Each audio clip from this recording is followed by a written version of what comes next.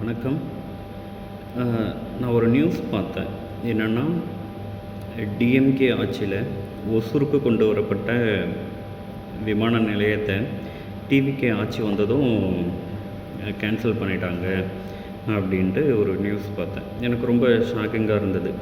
என்னென்னா, டிஎம்கே எடுத்துகிட்டு வந்த ஒரு நல்ல ஒரு திட்டத்தை டிவிகே வந்ததும் ஏன் நிராகரிக்கிறாங்க அப்படின்ட்டு நான் வந்து பார்க்கும்போது, உண்மையான காரணம் என்னென்னா, பெங்களூரில் கெம்பேகவுடா இன்டர்நேஷ்னல் ஏர்போர்ட் இருக்குது. அதோட அக்ரிமெண்ட் வந்து 2033 வரைக்கும் இருக்குது.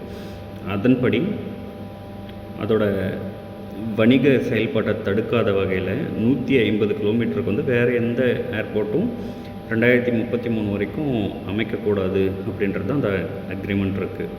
ஸோ அப்படி பார்த்தா அந்த கேஏ ஏர்போர்ட்லேருந்து ஒசூரோட ஏர்போர்ட்டுக்கு இவங்க மார்க் பண்ணியிருக்க பிளேஸ் வந்து 150 கிலோமீட்டருக்குள்ளவே இருக்கிறதுனால அது வந்து சாத்தியம் இல்லை.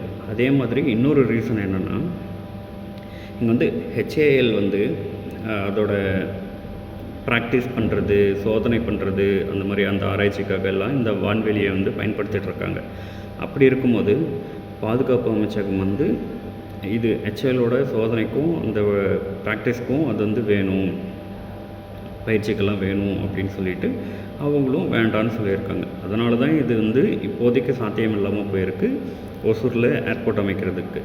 இது வந்து டிஎம்கேவாக இருந்தாலும் சரி, ஏடிஎம்கே இருந்தாலும் சரி, பிஜேபிங்கிறது இருந்தாலும் சரி, டிவிகே இப்போ இருக்கிறதுனாலும் சரி, இதுதான் ஆக்சுவலான ப்ரொசீஜர். ஸோ ஒரு புது அரசாங்கம் வந்த உடனே தான் இது கேன்சல் ஆகுது அப்படின்ற மாதிரியான ஒரு திணிப்புகள் வந்து தவிர்க்கப்பட வேண்டும். இதுக்கு முன்னாடியெல்லாம் நம்ம நிறைய பார்த்துருக்கோம். ஒரு அரசாங்கம் ஒரு திட்டத்தை செயல்படுத்தி ஆக்சுவலாக எடுத்துகிட்டு வந்திருப்பாங்க.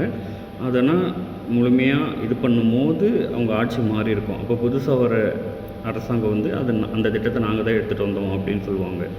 இப்போது ஒரு திட்டம் வந்து கைவிடப்பட்டால் அந்த கைவிடப்பட்டதுக்கு காரணம் வந்து புதுசாக வந்த அரசாங்கம் அப்படின்னு சொல்கிறாங்க. ஸோ நாட்டில் எவ்வளவோ ஏதோ போய்ட்டுருக்கு. அதில் ஃபேக்ட் செக் பண்ணி கொஞ்சம் நம்ம புரிஞ்சுக்கணும் அதுக்கு பின்னாடி இருக்கிற உண்மையை. வெறும் மேலோட்டமாக போடுற நியூஸுங்களை மட்டும் பார்த்து நம்ம டிசைட் பண்ணிட வேண்டாம்.